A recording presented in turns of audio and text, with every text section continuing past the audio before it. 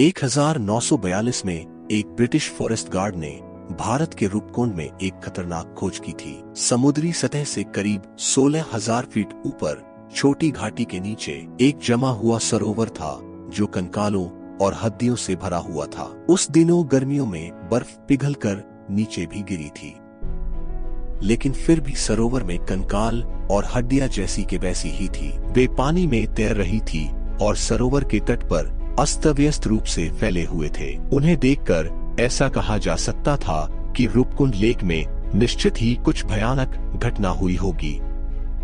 ऐसी मान्यता है कि जापानी सैनिकों जब भारत में गुप्त रूप से आए थे तब वे रहस्यमयी रूप से वहीं फंस गए थे। ब्रिटिश सरकार ने भयानक रूप से जापानियों के उस स्थान पर हमला कर दिया था और वहां चल रही मान्यता की जांच करवाने अपनी इन्वेस्टिगेशन टीम भी भेजी।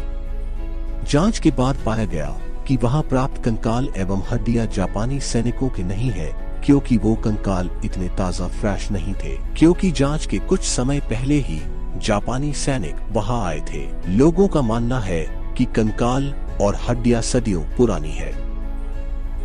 वहां पाए जाने वाले मानवीय देह, उनके बाल और हड्डियां वहां चलने वाली ठंडी हवा से सुरक्षित रहते हैं, लेकिन कोई यह नहीं बता सकता कि उनकी उत्पत्ति कहां से हुई। इससे भी रहस्यमयी बात यह है कि किस वजह से इस छोटी सी घाटी पर 200 से ज्यादा लोगों को मारा गया होगा, जबकि सन 2004 में ऐसा लगा कि इस घाटी का रहस्य आखिर उजागर हो ही जाएगा। लेकिन इसका जवाब कुछ ऐसा था कि जिसके बारे में कोई सोच भी नहीं सकता था। जांच सत्य सामने आया तो पाया गया कि सभी देह 850 AD के हैं। DNA की जांच के बाद 2 अलग अलग समूह के लोग मिले, जिसमें एक समूह किसी परिवार या घनिष्ठ लोगों का था और दूसरा और छोटा समूह स्थानिक लोगों का था। वहां रिंग, भाले, चमड़े के जूते इत्यादि भी मिले थे। महानुभवों का मानना है कि इस घाटी में स्थानिक लोगों की सहायता से कुछ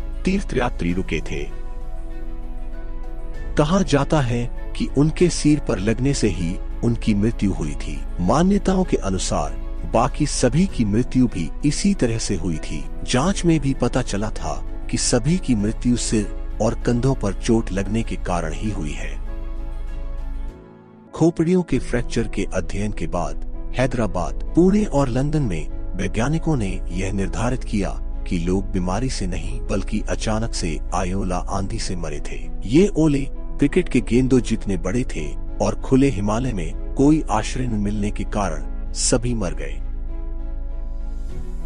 इसके अलावा कम घनत्व वाली हवा और बर्फीले वातावरण के कारण कई लाशें भली भांति संरक्षित थी। उस क्षेत्र में भूस्खलन के साथ कुछ लाशें बहकर झील में चली गई। जो बात निर्धारित नहीं हो सकी वह है कि यह समूह आखिर जा कहां रहा था। इस क्षेत्र में तिब्बत के लिए व्यापार मार्ग होने का कोई ऐतिहासिक सबूत नहीं है, लेकिन रूपकुंड नंदा देवी पंथ की महत्वपूर्ण तीर्थ यात्रा के मार्ग पर स्थित है, जहां नंदा देवी राज जाट उत्सव लगभग प्रति 12 वर्षों में एक बार मनाया जाता था। तो दोस्तों, अगर आपको यह वीडियो पसंद आए तो लाइक, शेयर और सब्सक्राइब जरूर करें और घंटी के आइकन पर क्लिक करना न भूलें।